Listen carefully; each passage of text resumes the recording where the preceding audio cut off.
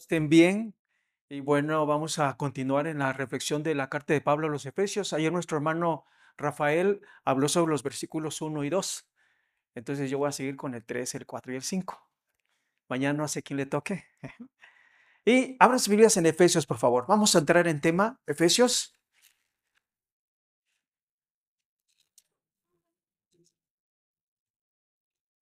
Efesios, que fue una carta circular y que creo que es muy propio para que nosotros también la leamos como esto, como una carta circular. Es cierto que fue escrita en un contexto eclesial. Pero lo que voy a hacer ahorita es lo siguiente. Siento que hay mucho eco. Voy a hacer lo siguiente. Vamos voy a presentar dos aspectos teológicos y un aplicativo. ¿De acuerdo? El aspecto teológico es importante que entendamos dos temas: los lugares celestiales y el ser santo o la santidad, desde una perspectiva teológica. Pero no tiene caso que se quede esto ahí si no lo llevamos a la parte práctica, a la parte aplicativa. Y solamente voy a dar una enseñanza de cómo podemos aplicar esto que vamos a ver ahora. Efesios capítulo 1, versículo 3, 4 y 5 dice, en realidad es una oración muy larga desde el 3 hasta el 14, pero nada más para efectos de lo que quiero resaltar, vamos a leer hasta el versículo 15. Bendito sea el Dios y Padre de nuestro Señor Jesucristo, que nos bendijo con toda bendición espiritual en los lugares celestiales en Cristo. 4. Según nos escogió en Él antes de la fundación del mundo, para que fuésemos santos y sin mancha delante de Él, en amor, habiéndonos predestinado para ser adoptados hijos suyos por medio de Jesucristo, según el puro afecto de su voluntad. Aquí aparece estos conceptos que los voy a desarrollar.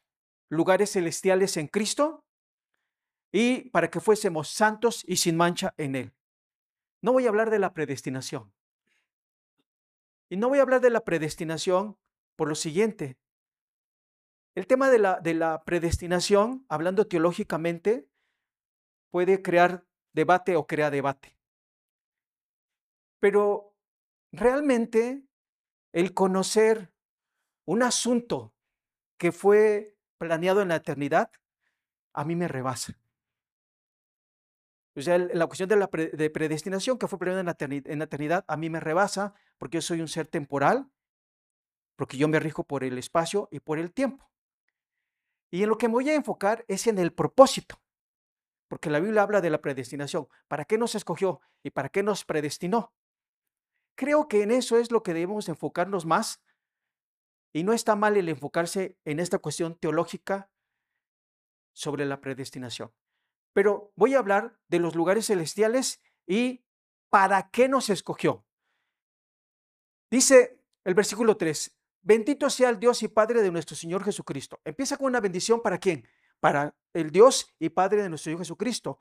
Y 3 veces aparece ese término en griego, bendito, que nos bendijo con toda ¿qué? Bendición espiritual. Ahora, más adelante habla de que la única manera de recibir esa bendición espiritual es siendo hijos de Dios. Y para ser hijo de Dios lo desarrolla muy bien el apóstol Pablo. Para ser adoptados tenemos que creer en Cristo Jesús. Pero no solamente interviene en Cristo Jesús, sino para ser verdaderamente una propiedad de Dios y tener una garantía de que somos hijos de Dios, es que debemos de tener el Espíritu Santo. Aparece la Trinidad ahí. Dios enviando al Hijo y el Hijo enviando al Espíritu Santo. Y solamente el que tenga el Espíritu Santo puede recibir este beneficio. ¿Cuál es el beneficio? Toda bendición espiritual en los lugares celestiales en Cristo Jesús. Ahora, ¿qué son los lugares celestiales? Cuando pensamos en un lugar, pensamos en un espacio geográfico, ¿sí o no? Ahora, cuando la Biblia dice que Jesús está a la derecha del trono del Padre, pensamos en un lugar también. Pero realmente es imposible que podamos pensar en un lugar. Es decir, los lugares celestiales, y vamos a ver qué es lo que nos enseña la Biblia sobre los lugares celestiales, no es tanto un lugar.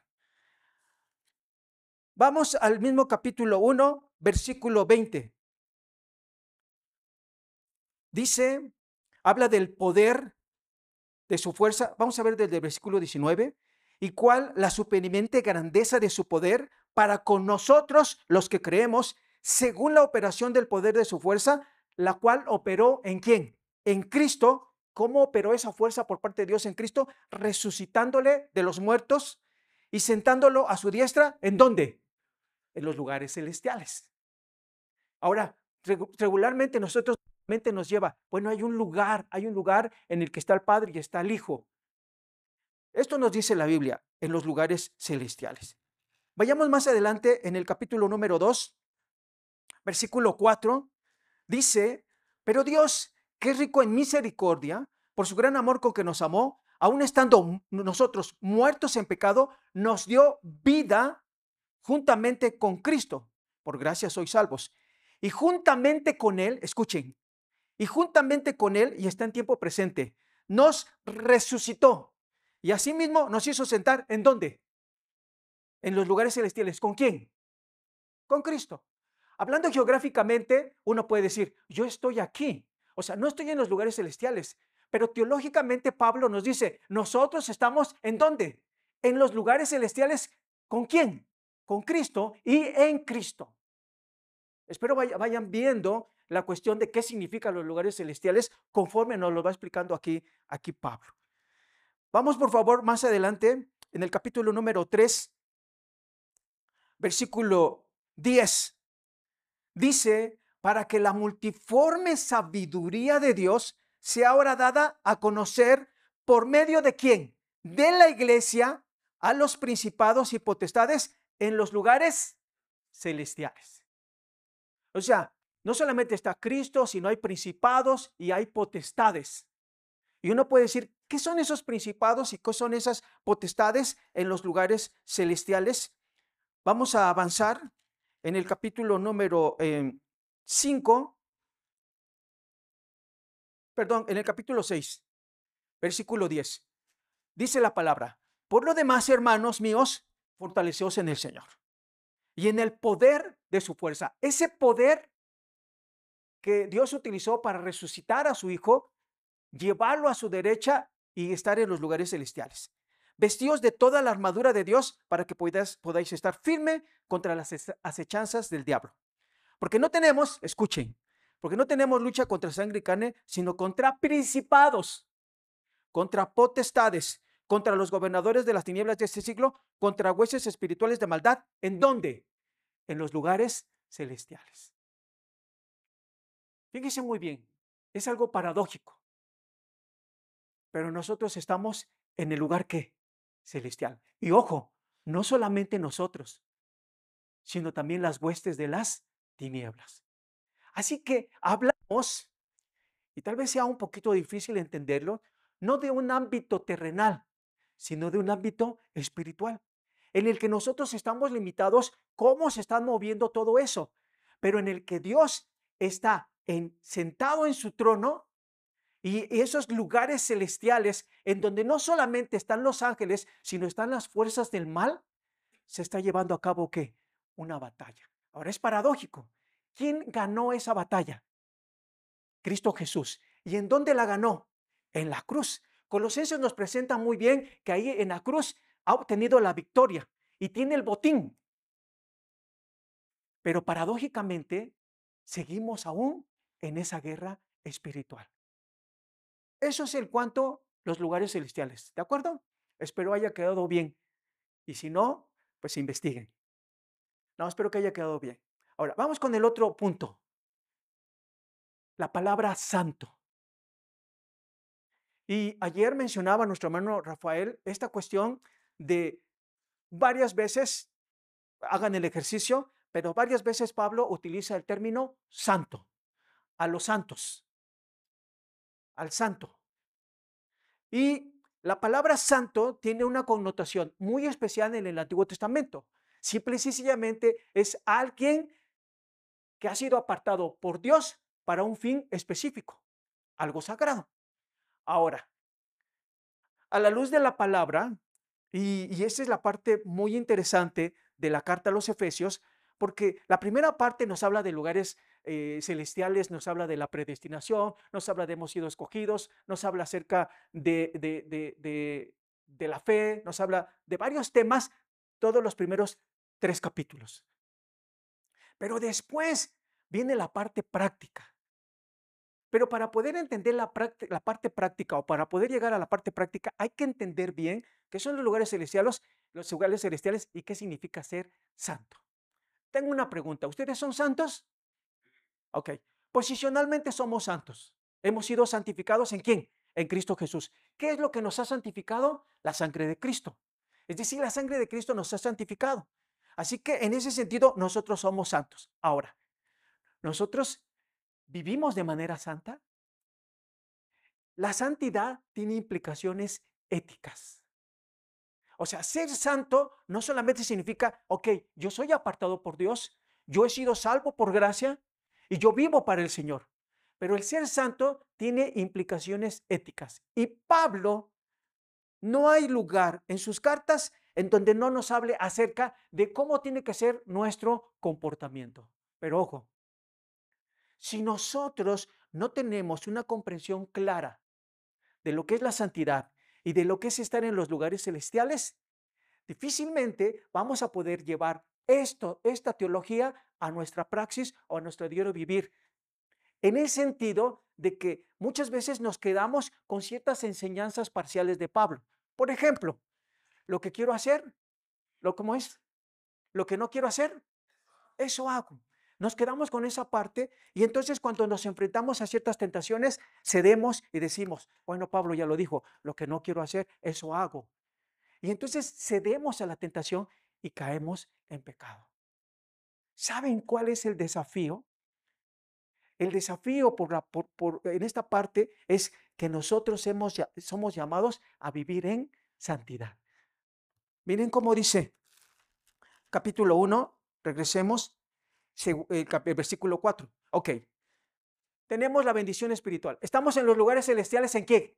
En Cristo Jesús. Y en esos lugares celestiales ya es una bendición, estamos en Cristo. Pero en esos lugares celestiales hay una batalla espiritual. Y tiene sentido, por eso Pablo en el capítulo 6 habla de que tenemos que ponernos la armadura ¿de quién? De Dios. Y estamos en una guerra espiritual. Versículo 4, según nos escogió. O sea, Dios nos escogió ¿en quién? En Cristo. Nos escogió en Cristo. ¿Cuándo?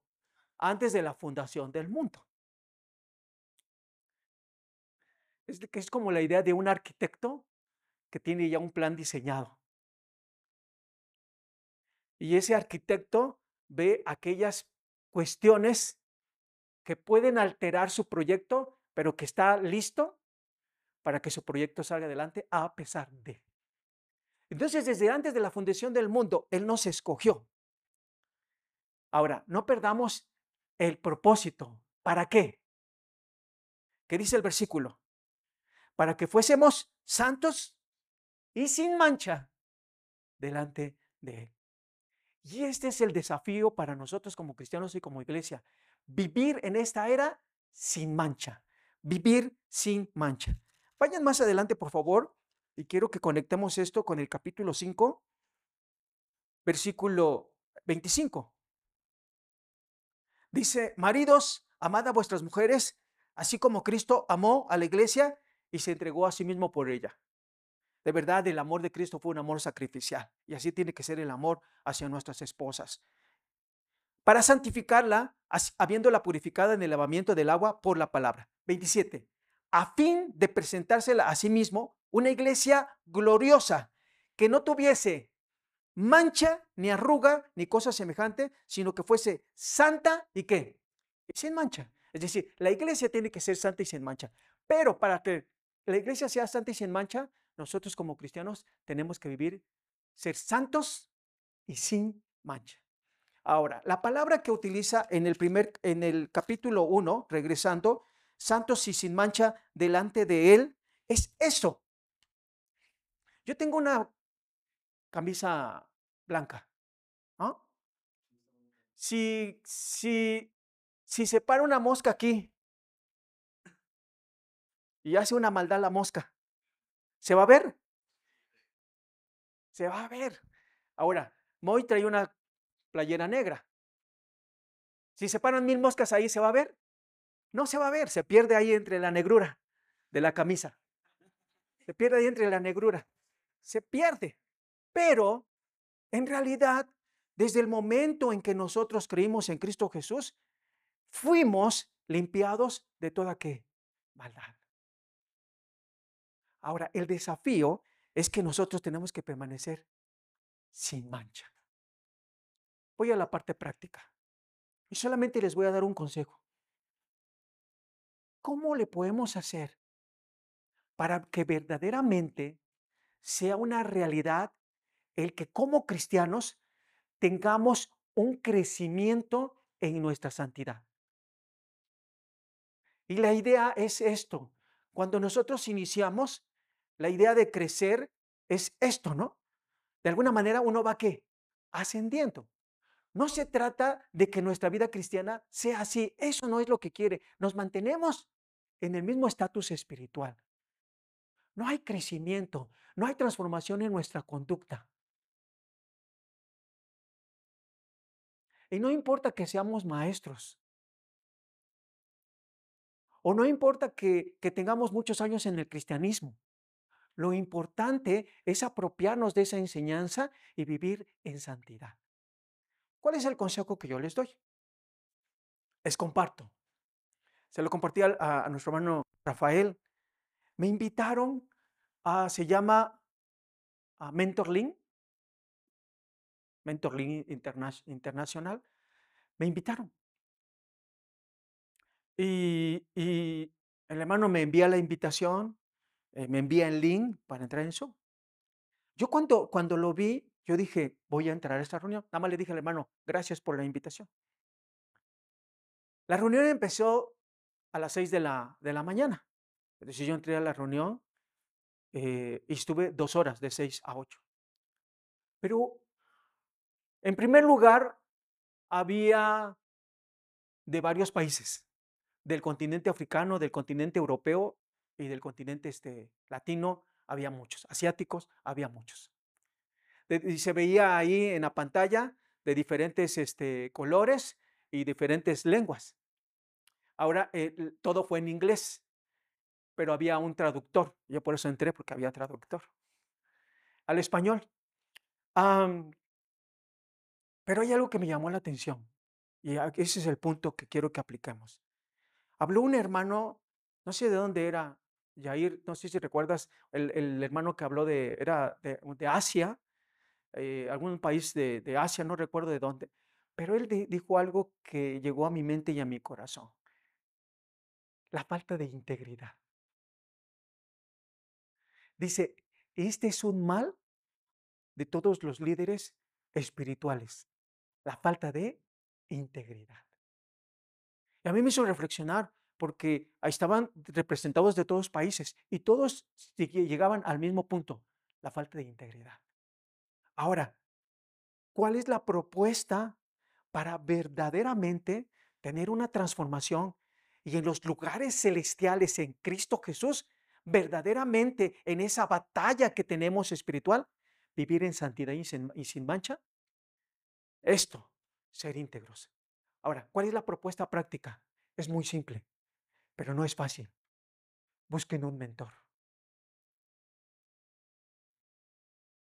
Pero un mentor en el que ustedes puedan decirle a su mentor, yo tengo este tipo de luchas. Yo en esta semana cometí este pecado que nadie más sabe y que me avergüenzo y que cometí este pecado. Yo me he dado cuenta que muy en el fondo de mi corazón tengo celos, tengo envidia. Que cuando veo que otro líder está prosperando, empiezo a ver las cosas negativas de ese líder y lo empiezo a juzgar y lo empiezo a cuestionar.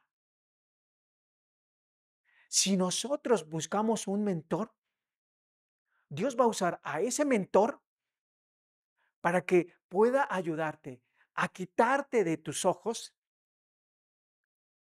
no la paja, sino la qué, la viga. Pero si ustedes no son intencionales y no buscan un mentor, nuestra vida va a ser, qué triste es, y lo digo por mí, que tengo mucho tiempo en el ministerio y que tengo, y todavía sigo teniendo ciertas conductas que no son dignas de un hijo de Dios. Ciertas conductas que no reflejan ni santidad ni pureza. Y este es el desafío. Y este es el desafío. Entonces, mi consejo práctico es busquen un mentor. Sí es cierto que aquí de repente cada uno de ustedes tiene mentores y en cierto grado percibo que lo cumplen como una mera asignatura, pero ojalá y puedan aprovechar. Ahora, hay un elemento fundamental para buscar un mentor. ¿Saben cuál es ese elemento fundamental? Bueno, son dos elementos fundamentales. Número uno, la relación y número dos, la confianza. Porque el mentor tiene que ser muy sabio para poder escuchar y poder guardar aquellas cosas con las que uno se atreve a mostrarse vulnerable con el fin de crecer, con el fin de madurar.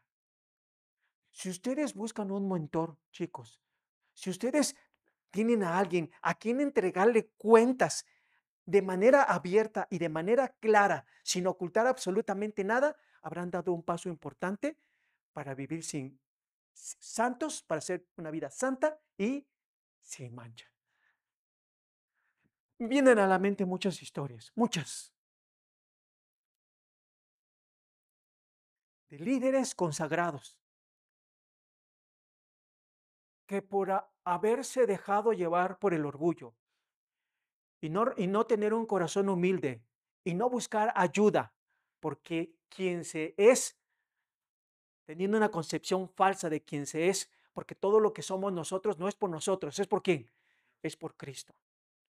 Y hay muchos líderes que, lejos de buscar un mentor, lejos de buscar a alguien a quien le rindan cuentas, se aíslan. Pero después, entre más grande es la altura, más estrepitosa es la caída. Todos nosotros tenemos cosas que contar, todos sin excepción. Todos nosotros tenemos cosas que trabajar, todos sin excepción. Pero hay esperanza. ¿Por qué? Porque estamos en los lugares celestiales. ¿En quién? En Cristo Jesús. Y esa batalla la vamos a poder librar, número uno, porque Cristo ya obtuvo la victoria en la cruz. Y número dos, porque nosotros tenemos todas las condiciones espirituales para hacer frente a esa lucha espiritual y salir victoriosos en el nombre de Cristo Jesús. Quiero orar y quiero terminar. Y quiero que por favor cierren sus ojos. Y en esa posición de oración, quiero que reconozcamos todos, necesitamos un mentor. En esta hora, pídele a Dios que ponga en tu camino a un hombre, a una mujer con más experiencia que tú, con un camino ya recorrido y con un corazón piadoso. Y cuando tengas en mente esa persona, no dejes pasar tiempo y búscalo. Puede ser un mentor a distancia, pero tienes que ser alguien que conozcas y tiene que ser alguien que te conozca. Y también tiene que ser alguien que quiera ser tu mentor, algo que fluya del corazón. Si no encuentras o ves a alguien ahí en tu mente, pídele a Dios que ponga a alguien en tu camino. Padre Santo, Señor, gracias porque en Cristo Jesús tú nos has dado la victoria. Pero a veces, Señor, todavía tenemos esa mente de esclavos y te pedimos que nos perdones. Sabemos, Señor, sabemos que el camino no es fácil de transitar. Sabemos que la lucha es constante, pero también sabemos que tenemos las condiciones en Cristo, en tu Hijo, para salir adelante y para salir victoriosos. También, Señor, reconocemos y sabemos que en algunas ocasiones en la batalla podremos salir lesionados, podemos salir lastimados, pero en Cristo tú nos puedes dar la fortaleza para levantarnos y continuar y salir adelante. Inquieta nuestro corazón, Padre Santo. Inquieta nuestra mente, de tal forma que de manera constante vayamos a tu palabra, reflexionemos en tu palabra y apliquemos las enseñanzas de tu palabra a nuestro diario vivir. Que nuestra teología esté muy conectada con nuestra vida cristiana. Que, Señor, la cuestión de vivir en santidad no sea una utopía, no sea una fantasía, sino sea una realidad, porque tú nos has dotado de tu Espíritu Santo para vivir así. Yo te pido en esta hora, por cada uno de mis hermanos que están aquí presentes, por mí también, Señor, que tú nos ayudes verdaderamente a vivir en santidad, a vivir, Señor, sin mancha alguna y a salir adelante victoriosos en el nombre de Dios Cristo Jesús. Gracias por esto, Señor. Gracias por lo que me enseñas y porque trabajas en mi corazón. Gracias, Señor, porque podemos tener personas a las cuales nos podemos acercar y confiadamente abrir nuestros corazones, presentar nuestras luchas, nuestros problemas y de manera conjunta salir adelante, dando pasos de victoria para honra y gloria de tu nombre. Sabemos que la santidad perfecta no la vamos a alcanzar aquí, pero sí, Señor, queremos ser santos cada día en este lugar por tu gracia y por tu misericordia. Queremos vivir en santidad para honra y gloria de tu nombre. Y más en este lugar, Señor. Más en este lugar donde luego batallamos con el orgullo. Nos cuesta mucho trabajo ser humildes. Nos cuesta mucho trabajo ser serviciales, Señor. Y este lugar debería de ser para eso. Y yo te pido que transformes nuestra mente y transformes nuestro corazón para que en verdad, Señor, en verdad, seamos santos y sin mancha delante de tu presencia. Y que a través de nuestra vida, tanto los que creen como los que no creen, puedan dar testimonio de que verdaderamente, Señor, queremos honrarte con nuestra manera de vivir. Queremos vivir de manera digna el Evangelio para honra de tu nombre. Gracias, Señor. Bendice a cada uno de mis hermanos. Permite, Señor, que cada uno de nosotros podamos tener un mentor, alguien a quien compartirle nuestras luchas, pero también nuestras victorias. A ti sea la honra y la gloria por los siglos de los siglos. Amén.